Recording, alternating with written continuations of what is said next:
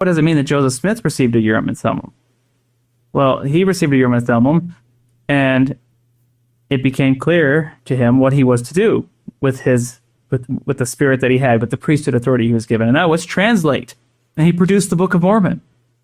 Okay, now you can go to the mystical and the supernatural side. Say, oh, he literally was looking into these stones, and these things literally were happening. Okay, if that's true, excellent. Okay, but you can also go to the symbolism of it all and say, hey, Joseph Smith was understanding priesthood authority. He was being mentored and instructed on how to use revelation and how to use priesthood to accomplish the purposes of God. And clearly, there came a point where, like the law of Moses, once you understand its true purpose, you put it aside and you live in the Spirit. That's what Joseph Smith did. Once he understood the ordinance of the Urim and Thummim, the purpose of it, then he himself became the Urim and Thummim, the source of revelation, right? His connection with the Father, his connection with the Savior, Jesus Christ. So what are we saying here? Well, long story short, what I'm trying to get at is the Urim and Thummim itself is a symbol of what? Of the ordinances, of the covenant path, of the temple. Okay, of what the temple gives us. Okay, that covenant relationship with God and greater access to revelation. So when you're talking about a place where God resides is a great Urim and Thummim, because God has a fullness of priesthood.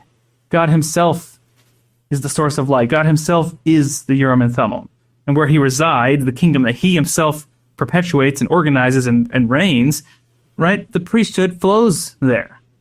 So the earth being crystallized and becoming a Urim and Thummim under Christ, what does that mean? Well, Christ is establishing the same type of kingdom that the Father has already established, and he's continuing on in the same work. What does it mean that we're going to get a white stone that's a Urim and Thummim and a new name? It means we're going to get the blessing of celestial resurrection, where we can also continue to exercise priesthood authority and use the power of this priesthood order, the power of the ordinances, to continue growing and exercising in the priesthood through eternity. And what's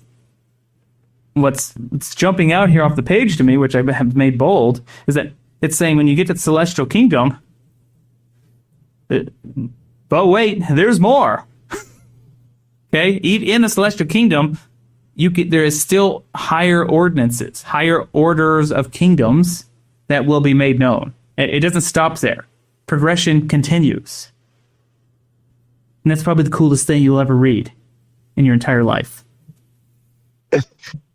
Either that or they'll say these guys are crazy and immediately walk away and want nothing more out of this. Hit that like button, leave us a comment, subscribe to the channel. We really appreciate it. They may seem like little things, but liking, commenting, it helps the algorithm push our content out to more people. So it's our small way of sharing the gospel in a social media age.